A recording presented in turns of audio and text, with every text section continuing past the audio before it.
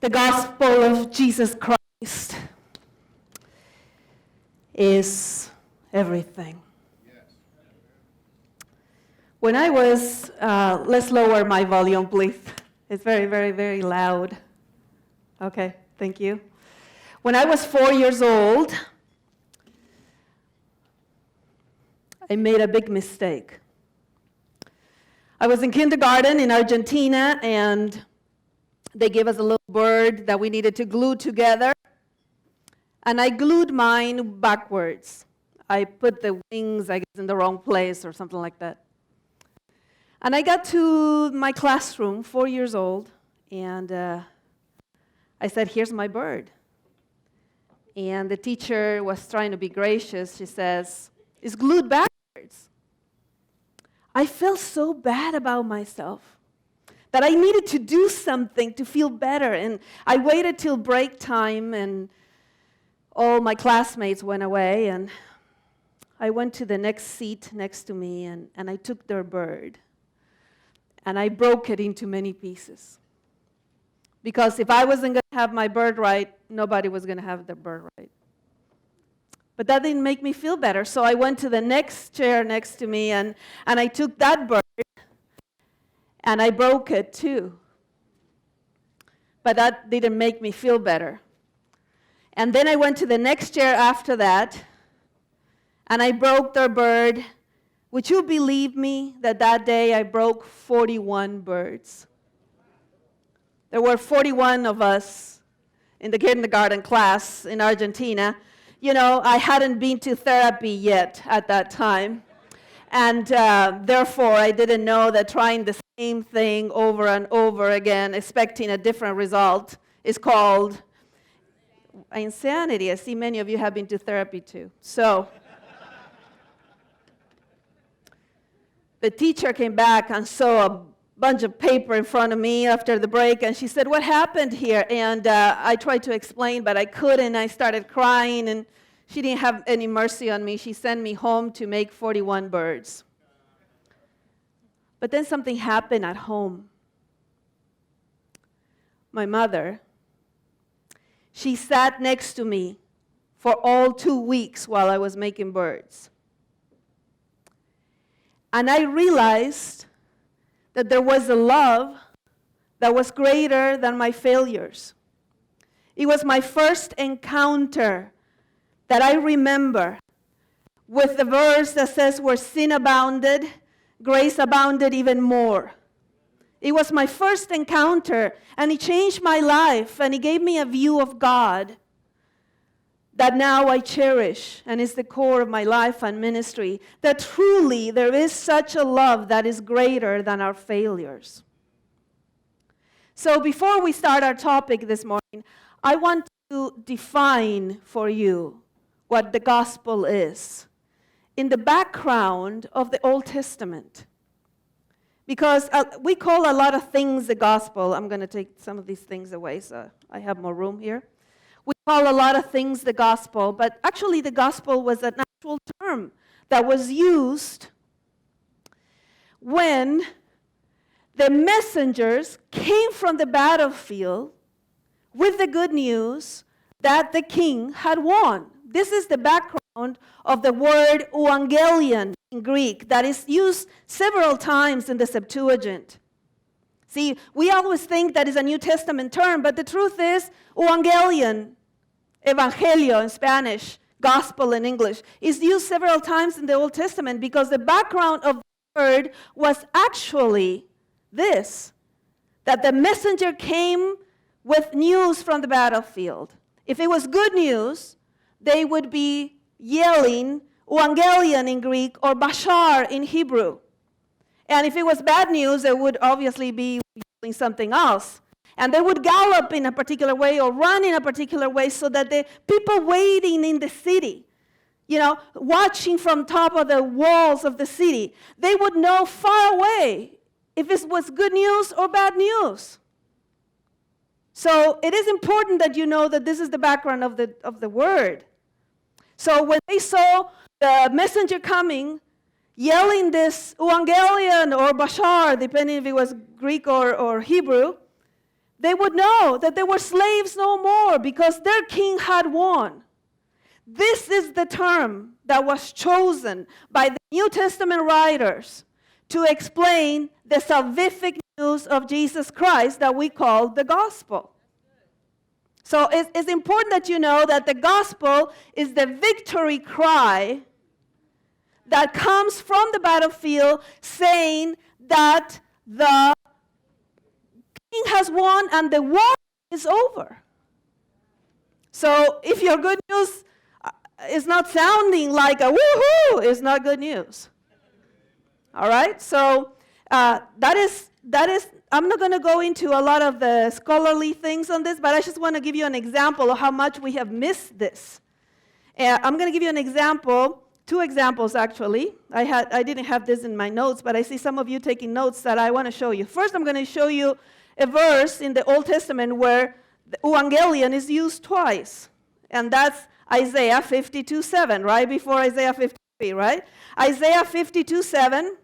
By the way, I tell pastors, always work with the Septuagint because there you will find the background of the words that are in the New Testament when you're trying to give the gospel, and you will see the background of them, right? The Greek Old Testament that actually the New Testament writers used to quote the Old Testament. They all quote the Septuagint.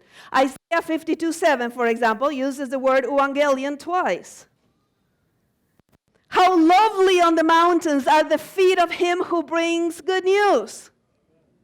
See, most people didn't realize that this is talking about the messengers that are coming from the battlefield, right? How lovely on the mountains are the feet of him who brings the good news, who announces peace, who brings the good news again, twice in this verse, of happiness, and announces salvation and says to Zion, your God reigns. How lovely are the feet of those who come from the battlefield announcing that your God reigns. This is the background of the word gospel. Now, like I said, this was not on my notes, and this is only the introduction. This is not where I'm going to spend my time. But let me show you Revelation 14. Most people preach the three angels' messages without realizing that the background is still the same. As a matter of fact, chapter 14, verse 1 of Revelation is the background of the three angels' messages, and usually we don't read it.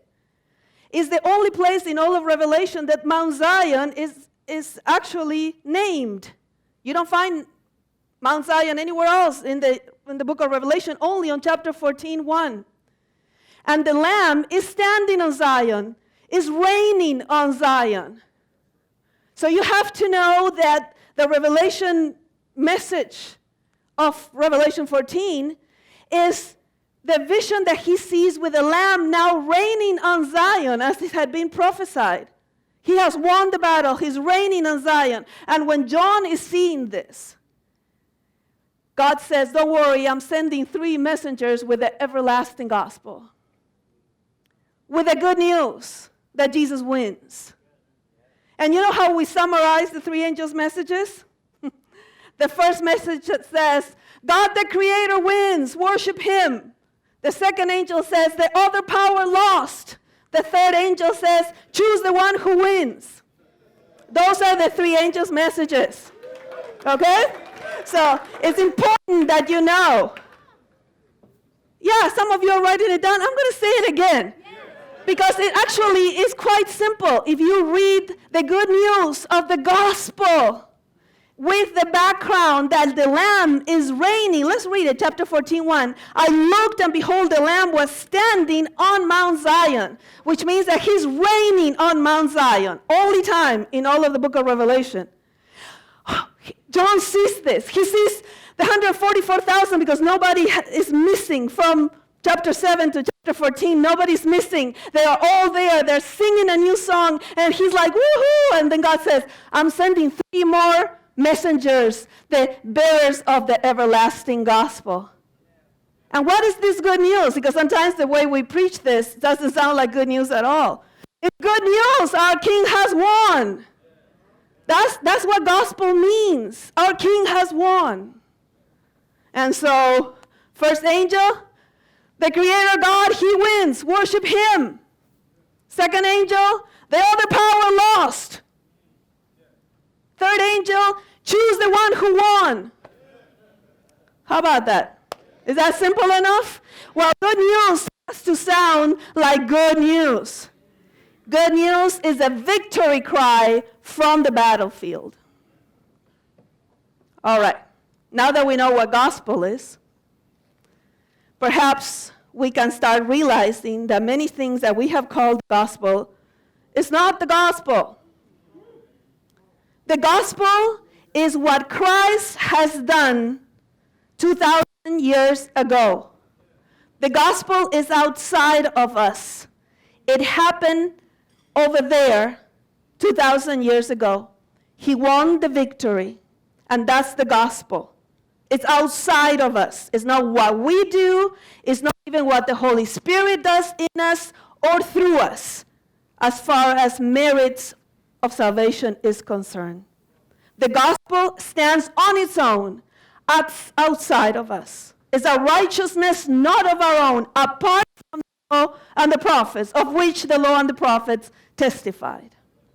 And it's given to us as a gift, as an undeserved gift. That is the gospel of Jesus Christ. Now, once we understand that, a lot of principles will come out of this as a result of accepting the gospel. And I was asked to talk this morning about how to change the cultures of the churches by giving them the gospel, a deep understanding of the gospel. And we're going to do that through the story of the Samaritan woman.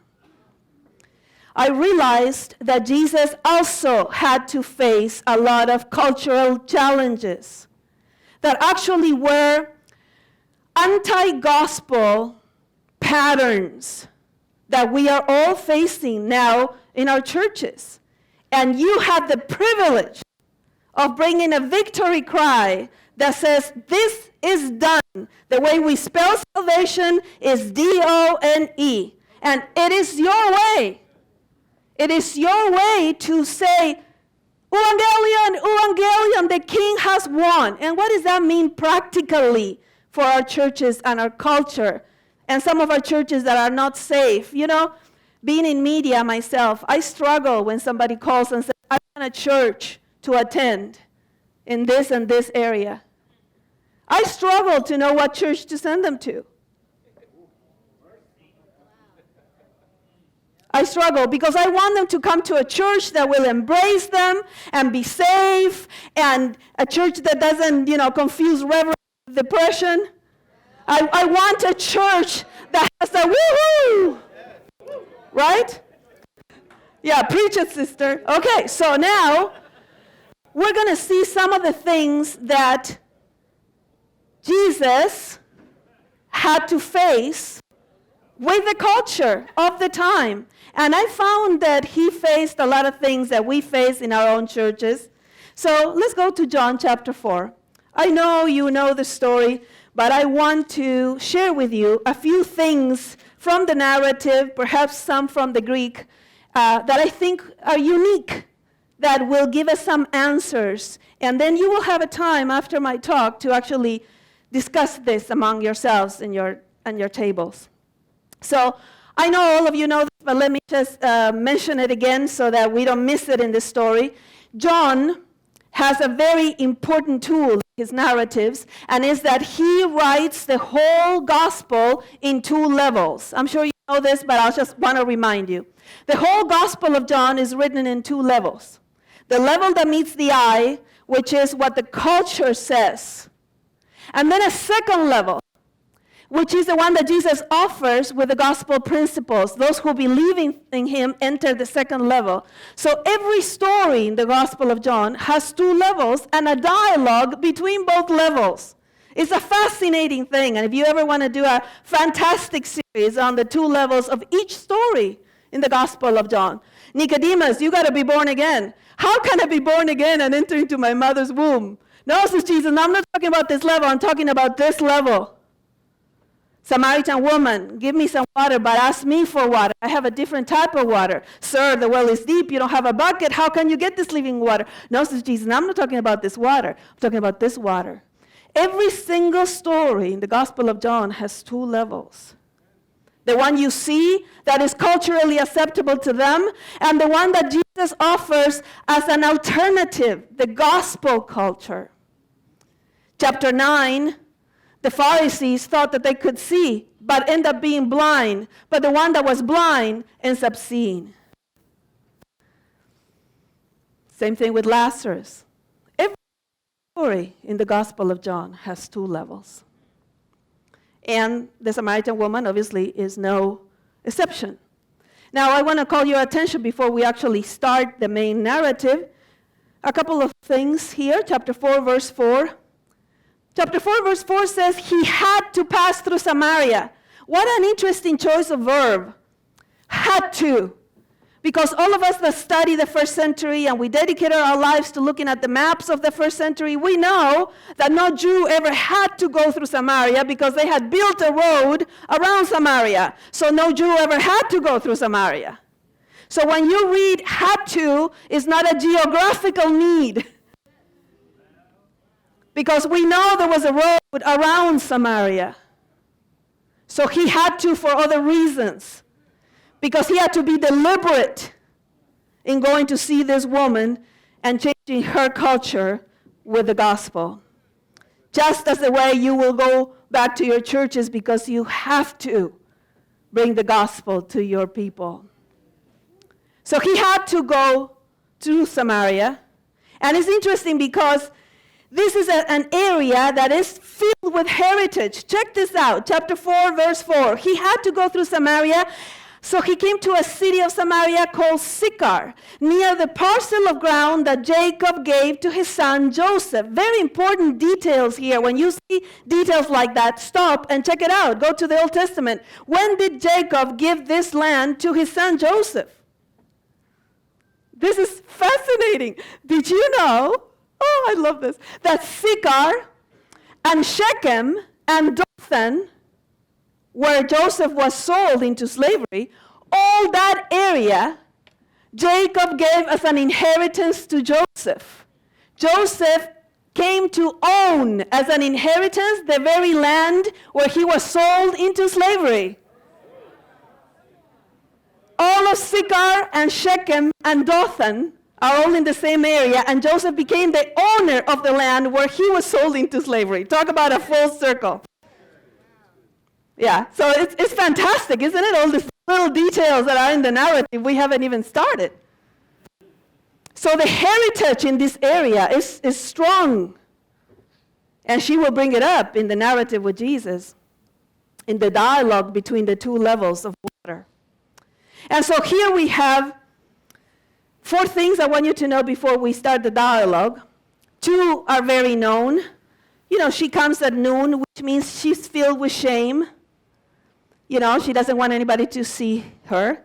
Second, we know she's lonely because coming to get water from the well is the activity that the women in the city did together. They came all together. Like if you wanted to get a wife in the Bible, where did you go? To the well. And maybe some of you should build some wells in your churches. Yeah. So they came to the well, right? They came to the well.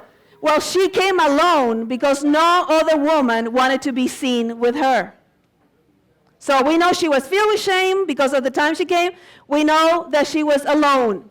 But there are 2 more things we know from the culture that you might be interested in. One is that she was considered an outcast because the culture said that after 3 divorces, not 5 like she has, 3 divorces, you became an outcast. You were no longer invited to people's homes. You couldn't go to the church of the time. You were outside after 3 divorces. And she's had 5, so she's a real outcast. And the 4th thing I want you to know is that this woman, see, we have seen her as a loose woman, but in fact, do we have enough batteries, you think? I'm not sure exactly what in the first century, a woman could not request a divorce. So she's the most rejected woman we have in the Bible. The 5 men who married her eventually rejected her. Everybody that had known her intimately rejected her. 5 men rejected her. She didn't even have a say-so in the first century as to if she wanted a divorce or not. Only men could initiate divorce. And so she is rejected by 5 men, and the 6th man is rejecting her in the worst way. He won't even give her the last name. He won't even bring her to his kingship. He only wants her for sex, which is the worst type of rejection. So, now that you know he's filled with shame and lonely and rejected and an outcast, perhaps now we can understand how Jesus met all these cultural challenges and avoidance patterns that she brings to the narrative with the gospel. So we're going to actually watch a video to introduce the dialogue of the Samaritan woman, what she might look like today when she enters your church. So let's do that. I am a woman of no distinction, of little importance. I am a woman of no reputation save that which is bad. You whisper as I pass by and cast judgmental glances, though you don't really take the time to look at me or even get to know me. For to be known is to be loved, and to be loved is to be known, and otherwise what's the point in doing either one of them in the first place? I want to be known. I want someone to look at my face and not just see 2 eyes, a nose, a mouth, and 2 ears, but to see all that I am and could be, all my hopes, loves, and fears. That's too much to hope for, to wish for, or pray for, so I don't, not anymore. Now I keep to myself, and by that I mean the pain that keeps me in my own private jail, the pain that's brought me here at midday to this well. To ask for a drink is no big request, but to ask it of me, a woman unclean, ashamed, used and abused, an outcast, a failure, a disappointment, a sinner, no drink passing from these hands to your lips could ever be refreshing, only condemning, as I'm sure you condemn me now, but you don't. You're a man of no distinction, though of the utmost importance, a man with little reputation, at least so far. You whisper and tell me to my face what all those glances have been about, and you take the time to really look at me, but don't need to get to know me, for to be known is to be loved, and to be loved is to be known, and you know me. You actually know me, all of me and everything about me, every thought inside and hair on top of my head, every hurt stored up, every hope, every dread, my past and my future, all I am and could be. You tell me everything. You tell me about me. And that which is spoken by another would bring hate and condemnation. Coming from you brings love, grace, mercy, hope, and salvation. I've heard of one to come who would save a wretch like me, and here in my presence you say, I am he. To be known is to be loved, and to be loved is to be known. And I just met you, but I love you. I don't know you, but I want to get you. Let me run back to town. This is way too much for just me. There are others, brothers, sisters, lovers, haters, the good and the bad, sinners and saints, who should hear what you've told me, who should see what you've shown me, who should taste what you gave me, who should feel how you forgave me. For to be known is to be loved, and to be loved is to be known. And they all need this too. We all do need it for our own.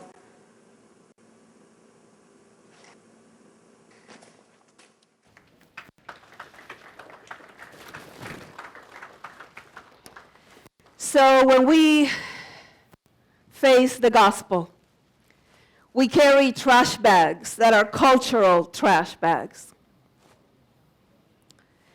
Things that we were preset with in our heads. And the gospel will take these away and lay them at the foot of the cross. For ourselves as pastors, for our members, and for those who would walk into our churches.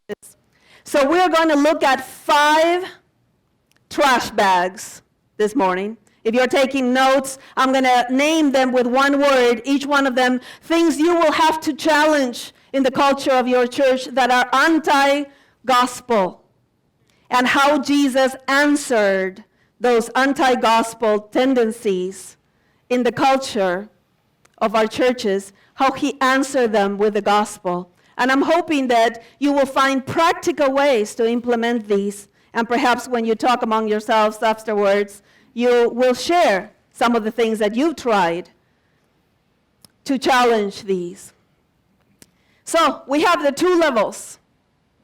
And the dialogue between the two levels starts between Jesus and the Samaritan woman. And so here we go, verse 7, chapter 4, verse 7. There came a woman of Samaria to draw water, and Jesus said to her, "Give me a drink." For his disciples had gone away into the city to buy food. And the Samaritan woman uses the first avoidance pattern, powerful anti-gospel challenge of the culture called prejudice. This is one of the main behaviors in our churches that we must target. Prejudice. And she said to him, the Samaritan woman said to him, verse 9, "How is it that you, being a Jew, ask me for a drink since I'm a Samaritan woman? For Jews have no dealings with Samaritans," is the parenthetical statement that John adds. The first anti-gospel pattern that Jesus finds in this avoidance of this woman is prejudice. And how does Jesus answer this prejudice issue? Jesus answers it in a way that he didn't answer anything else in the four Gospels. Chapter 4, verse 10. Jesus answered and said to her, "You would expect a lecture on Samaritans and Jews. You would expect a lecture that says, sure, Samaritans were taken 722 BC by Assyrians and got so confused with gods that they didn't know who to worship. And you guys only accept the Pentateuch as inspired, and we Jews accept the rest of the Bible." No, Jesus didn't say any of that. Jesus answered in this way with a gospel statement. He said, "If you knew the gift of God." Interesting that he answers by saying the gospel is a gift for all. The ground is even at the foot of the cross because it's an undeserved gift. This is the only time in all four Gospels that Jesus talks about salvation as a gift from God. It's an unusual statement in the Gospels. Paul will take it later, of course, and develop the gift. We know it very well. Romans 3, 23, 24. We all have sinned and fall short of the glory of God and are justified as a gift by his grace through the redemption that is in Christ Jesus. Paul uses the word gift often. Jesus, in the Gospels, only uses it here, this one time. To this woman, who the first thing that he found was, hey, there's groups here, and you're crossing lines. Oh, Jesus says, I bring for you a gift. A gift is for all. It's an undeserved gift. If you knew the gift of God and who it is who says to you, "Give me a drink," you would have asked him, and he would have given you living water. Oh, this gift is for the asking. It's ready to go. That's how Jesus met the challenge of prejudice, by saying the gospel is a gift. It's undeserved. Nobody deserves it. No black or white, no men or women, not old and young. Nobody deserves it. And yet everybody can have it just with the asking. That's how he met the challenge of prejudice. Now, how this would look like in your churches, only you know. I believe that preaching and teaching is a very powerful tool because you do it with words and you do it with actions. Maybe you want to include all kinds of people in your worship service, men and women, children and adults. Maybe this is the way you make a statement that prejudice does not go in your church, because prejudice is not a gospel principle. And so Jesus answers by saying, it is a gift. And the first avoidance pattern has been shattered by the gospel. But there's more. Because this woman has been hurt, as many of us have been, so we carry these things with us. It's not just for the members of the church, it's also for the pastors, you know. Verse 11, she said to him, "Sir, you have nothing to draw with, and the well is deep. Where do you get this living water? You are not greater than our father Jacob, are you, who gave us this well and drank of it himself and his sons and his cattle? Who are you? Are you greater than our father Jacob?" Can you imagine being in Jesus' shoes? Excuse me? What did you say? What did you ask me? Did you ask me if I'm greater than your father Jacob? Excuse me, I am the great I am. I am the God of Abraham, Isaac, and Jacob, and here's my business card if you need a miracle, and don't you ever ask me anything like that again. Wouldn't you like to show your authority, your credentials, your denomination, your role, your rank, your pedigree? If somebody could have shown superiority, it was Jesus. He could have said, "Excuse me for a moment." He could have sent 200 angels and say, "Ta-da! Greater than your father Jacob." Jesus is deaf to the language of superiority. Unfortunately, we haven't been. You know, I know this. I have taken my heritage so many times and used them to crush other people. What is your denomination? Oh, no, my denomination is better than your denomination. We actually have this all together. We are the people that will be saved. It's more, you know, I used to have a last name that was known in the church. My dad was the white estate director for the General Conference, right before Jim Nix. So I was somebody. I remember being in Argentina. My father was known. He was the president of the union there. We used to have a last name.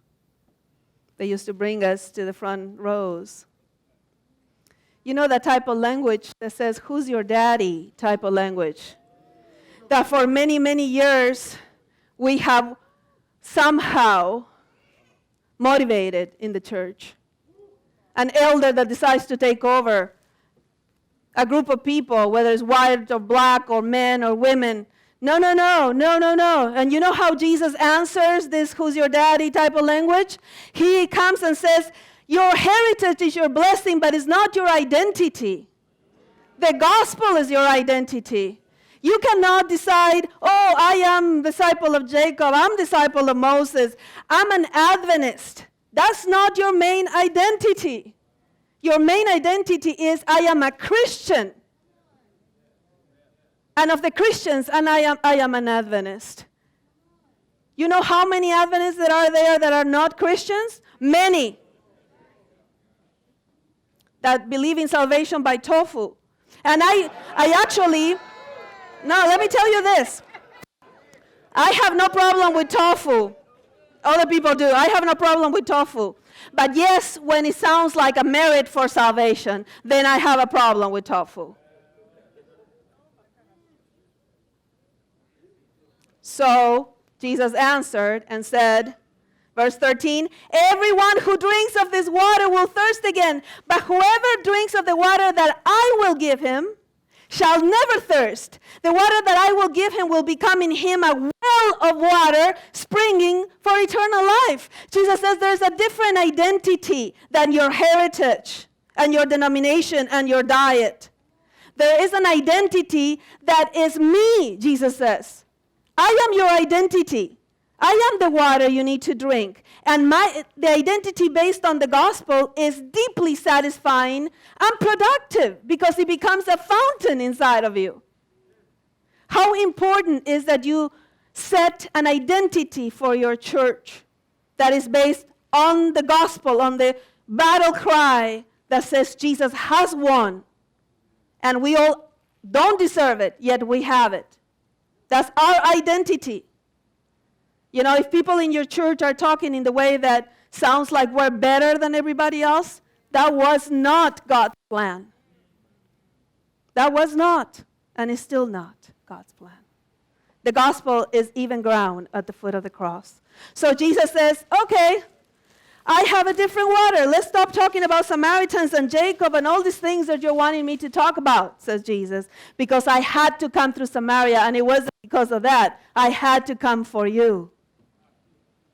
So the woman said to him, the two levels, keep dialoguing between the two levels. And the woman said, verse 15, Sir, give me this water. I will not be thirsty, nor come all the way here to draw. And he said to her, Go call your husband and come here. Woo-hoo! At some point, you got to get personal. None of us like that. But like the woman of the video said, to be known is to be loved, and to be loved is to be known. Most of us have spent our lives hiding, myself included. Go call your husband and come here. And the third avoidance pattern is called superficiality. It's superficial truth. It's the truth we give when we don't want to be known. And she said, I have no husband. And Jesus said, yeah, you kind of told the truth, yeah. You correctly said, I have no husband, for you have had 5 husbands, and the one to whom you're married now to whom you have now is not your husband. The way that Jesus met superficiality was with reality. He said, no, there is a real life here, and I accept you and love you in spite of that reality.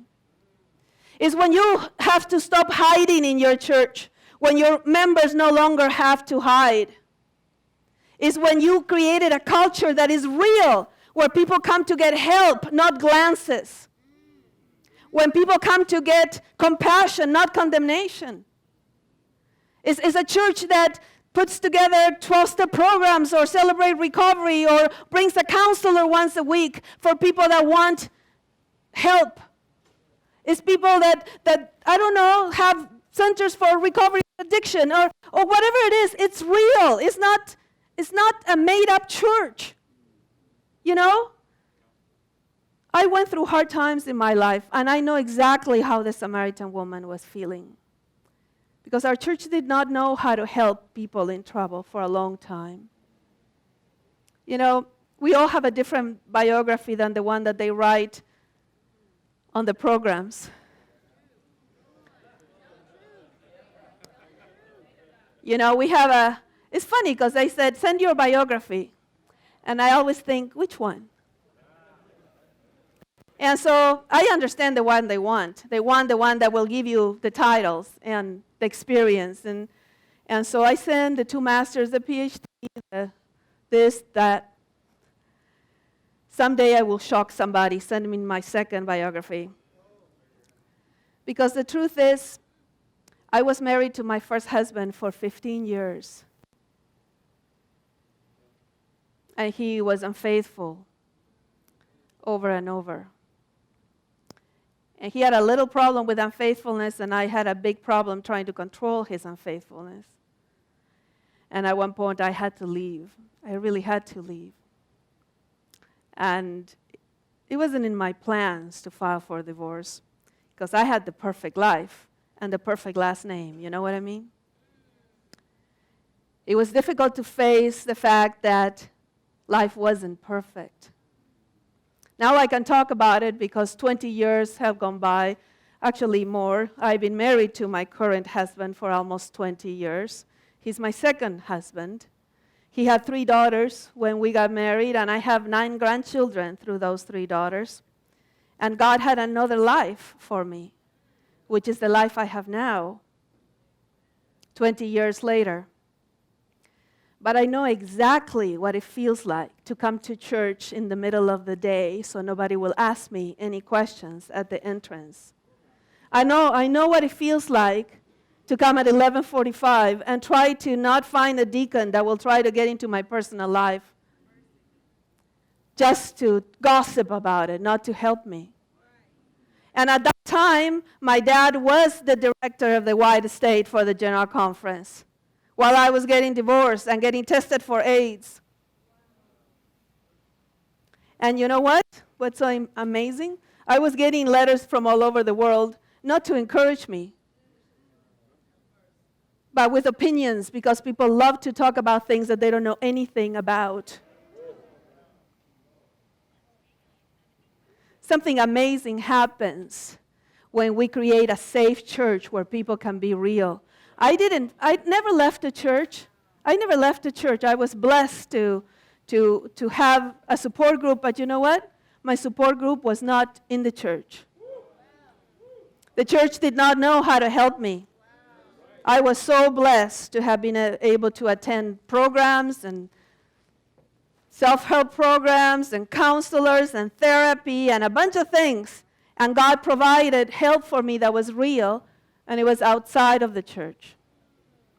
I have a dream of safe churches, so safe that when you ask me how I'm doing, I can really tell you. I have a dream that we'll have safe churches, that if I say to you, happy Sabbath, everybody, you know what I'm talking about, everybody fighting in the car, we get to church, we're the perfect family, right? And somebody says, happy Sabbath, how you doing? Oh, we're doing great. We're all doing peachy.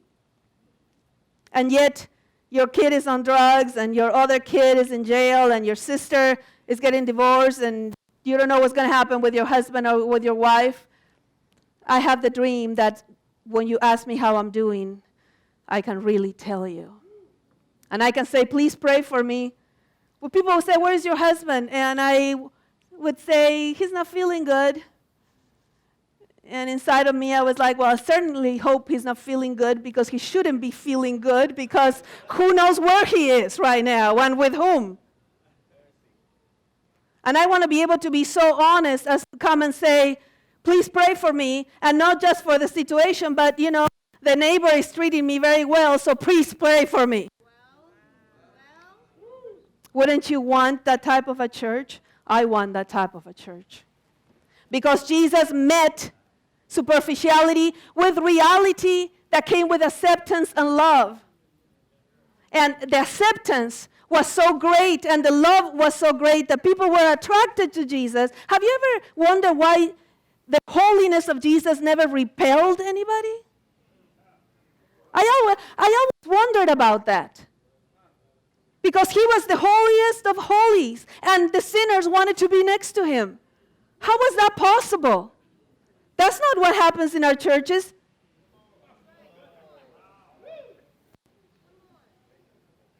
So, can you imagine how this woman felt when Jesus said that he knew everything about her? Yeah, have you ever received such strong news that you need to walk them off or something, like in a movie that somebody says, I love you, and the person says, one moment please, and they go behind a wall and they shake it off and come all composed? Have you seen that in a movie? I think that's what happened to this woman, because Jesus says, yeah, you told the truth. You had 5 husbands, and the one you're with is not your husband. Excuse me, please. I think she went behind the well and said, how does he know that? How does he know that? Nobody knows that. Because the next verse says, I see you're a prophet. But I'm sure that this woman was absolutely, completely with her jaw on the floor. I mean, how would you like it if someday you walked in and, the skeletons in your closet are on the screen? So Jesus has already met prejudice, and has met superiority, and has met superficiality, and this woman will pull the strongest, most powerful tool against the gospel next in the dialogue. See, when we start getting personal, we all start getting a little uncomfortable. And this woman could ask Jesus anything, about anything. She could ask him about, what's going on? How come all this is happening to me? Tell me about your love. How come you know these things and you still love me and you still talk to me? What's going on? You know what she chose? Let's talk about mountains. Do we worship on that mountain or that mountain? That's called religiosity. Religiosity is the forced avoidance pattern. Religiosity is an addiction to rules and regulations. It's when the whole culture of the church becomes religiosity. It's when the whole culture of the church becomes a list. You cannot do this, you cannot do this, you cannot do that, you cannot wear that, that dress is too short, that dress is too long, we cannot worship like this, we can worship like that. Is the color of the carpet supposed to be brown or blue? Is 3 hours, 5 hours of church boards talking about mountains? That's religiosity. You know why we're missing a whole generation in the church today? Because of mountains. And you know what happens? Now you're going to get me preaching.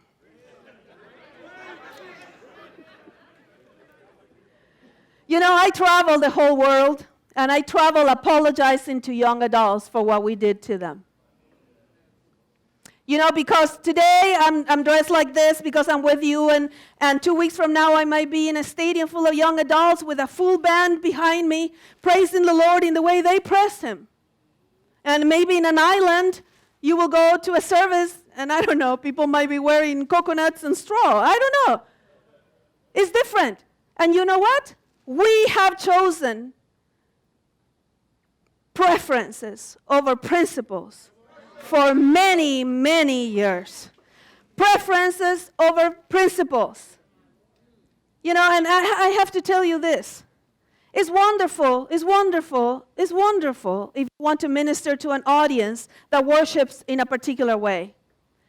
But please don't let a whole group leave the church because you did not know how to accommodate the way they worship.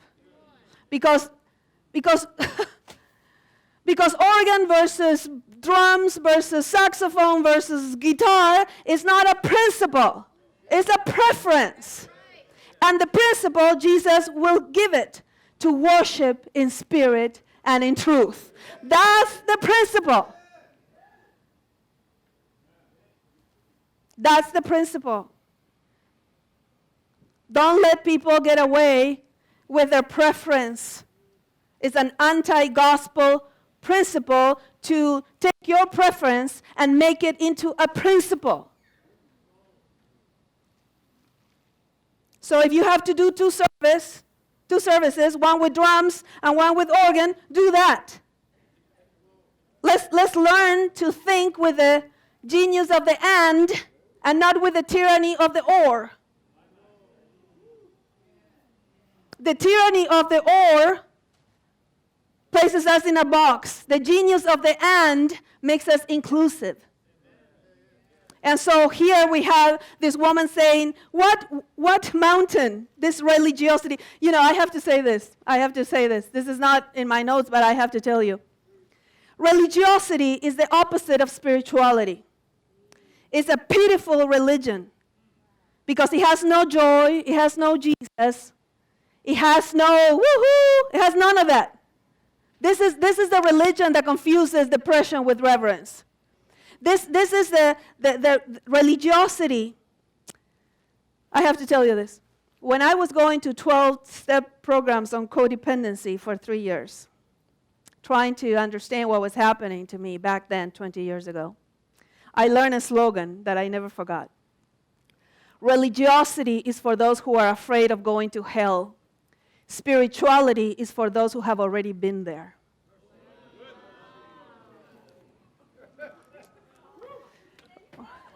Say it again. Preach it, sister. Yeah. Religiosity is for those who are afraid of going to hell. Spirituality is for those who have already been there. Many of us, through pain, will cross those 13 inches. Did you know that the longest journey a person will ever take is only 13 inches and goes from the head to the heart? And most of us will travel that through pain and suffering. Before my divorce, I was the perfect Pharisee. I had all the answers. My thinking was black and white. If you had any questions, come and ask me. I had pedigree. I was born in the church. You know, all these things that we say. Well, this shattered my pride. And I'm thankful, because if you have had the blessing of being on the floor, knowing that all the things that you thought you know nothing about, that's when you have only one thing left, and that's God, and that's when you realize God is enough. And, many of you are going through things that nobody knows. Some of you are addicted to porn. Some of you have committed adultery. Some of you have done different things nobody knows them about. Let me tell you, God knows about them. He loves you and accepts you and wants to help you. And on top of that, wants to free you from the craziness of religiosity. He wants to free you as pastors, as the members of your church, as a culture. He wants to free us. He wants a woohoo in our hearts, not because our life is perfect, but because his sacrifice was. And so Jesus meets this religiosity thing with worship. Worship in spirit and truth. Let's read it. Chapter 4, verse 20. Our fathers worshipped in this mountain, and you people say that in Jerusalem is the place where men ought to worship. Jesus said to her, Woman, believe me, an hour is coming when neither in this mountain nor in Jerusalem will you worship the Father. Verse 23, an hour is coming and is now here when the true worshipers will worship the Father in spirit and truth. For such people the Father seek to be his worshipers. God is looking for worshipers that will worship in spirit and truth. And actually, in this gospel, Jesus will claim and declare himself to be the truth. So the worship is not about hands like that, or saxophone, or drums, or organ. The issue is worship him, the truth. Worship in spirit and truth. Worship the way you are, in the way you understand. Just worship the one that has given you this gift of salvation. So, prejudice, superiority, superficiality, religiosity, and she uses the last one that we call procrastination. The woman said to him, I know the Messiah is coming. When he comes, he will tell us all things. This is in the future. I don't have to make any changes right now. I don't have to address this. Our eschatology is perfect. Someday, when he comes, he will solve everything. But let me tell you, if your eschatology has trumped your soteriology, you are in trouble. Because soteriology is the reason why we have a real eschatology. Because nobody's getting white robes if it's not for the blood of the Lamb. So the truth is, when your identity has become only eschatology, you will always talk about the kingdom as a future thing. Someday the Messiah will come. That's the day we will all worship together. That's the day all different races will be able to get along. That's the day when we won't have any more. No, Jesus says, I am today. I am right now. So Jesus confronts this okay later mentality that we call procrastination. And he says, but I am.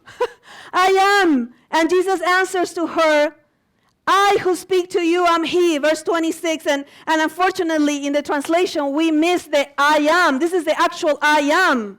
This is the ego eimi in Greek. This is the I am that will be introducing Jesus for the rest of the gospel. I am the vine, I am the shepherd, I am the bread, I am the truth, I am the resurrection, I am the life. I mean, for all of us that have believed in the gospel, the principles of the gospel are present. They are not only a future reality. I buried both of my parents in the last 5 years, and I'm an only child, so it was a difficult thing to do. The I am, the resurrection and the life, became very, very present for me. When I went to bury my dad in the same tomb where my mom was, I asked the cemetery they would allow me to bring a key. And I brought a key, and I put it inside the tomb. And the cemetery said, why? I said, because I believe in one who said that he has the keys of death. I said, I'm going to put a key inside the tomb, and the next one to open this is going to be Jesus. And he's going to see that I believed his promise, because it became a present reality for me that I will see them again, not because my eschatology is perfect, but because my soteriology tells me that the center of the true theology is a person. And he says, I am the resurrection and the life. So the 5 challenges met with the gospel principles. Jesus met this procrastination with a revelation of himself for that moment, for that day. And it's the only time, verse 26, ego eimi, is the only time that Jesus reveals that he's the Messiah to someone before his crucifixion and trial. He never revealed to anybody that he was the Messiah at this level publicly, except the Samaritan woman, a woman who had had 5 husbands, and the one that she was with was not her husband. And you know what happened? Let me tell you what happened. Something amazing happened. This woman, and it's very beautiful because throughout the whole gospel, we have the 2 waters. Jesus saying, I have a different water. And this woman saying, no, but I came for this water. Where the well is deep, this and that. And Jesus kept saying, but I have a different water. Exchange it with me. Leave your water pot. And she kept saying, no, I'm lonely, I'm ashamed, and I'm superior, prejudice, all these things, superficiality, and religiosity, and procrastination. And then Jesus says, I am. And look what happened. I love these details in the Bible. Verse 28, the woman left her water pot. The woman left her water pot. She left it because she had taken a little sip of living water. And something amazing happened to her. She left her water pot and went out and did all the things that her culture did not allow her to do before. She went to the city, and look what she did. At verse 28, the woman left her water pot and went into the city and said to all the men, and don't you love her testimony? You know, let me tell you, you can go blue in the face doing evangelism seminars in your church.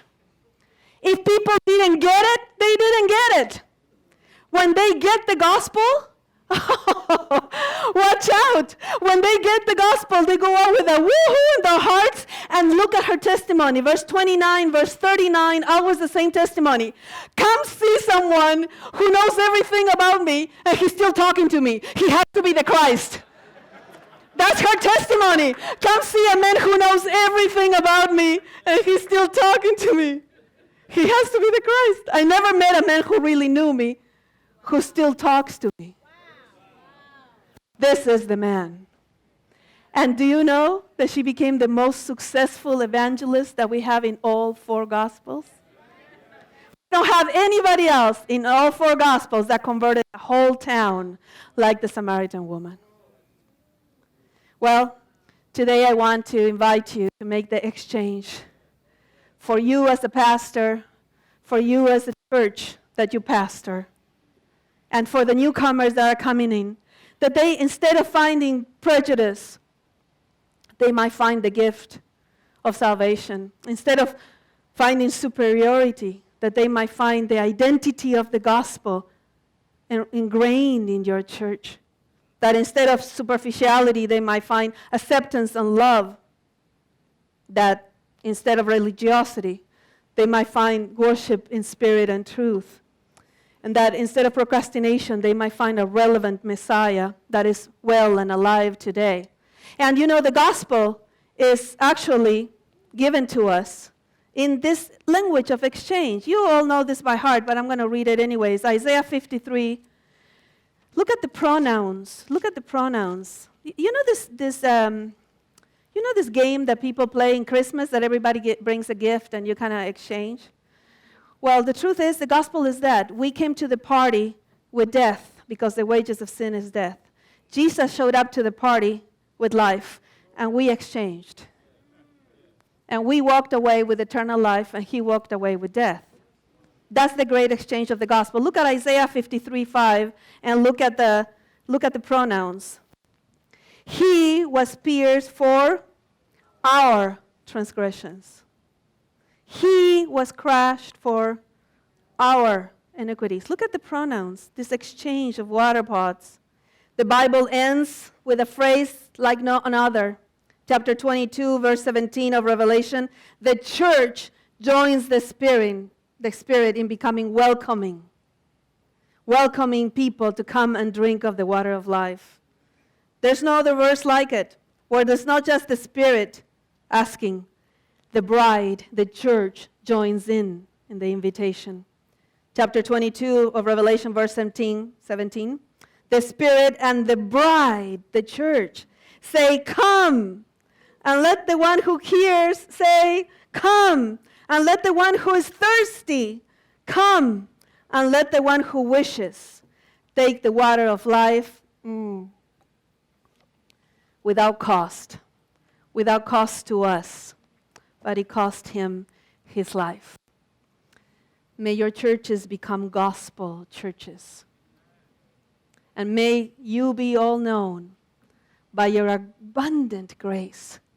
Where sin abounded, grace abounded even more. May you be known, people saying, grace is their story, and they're sticking to it. God bless you.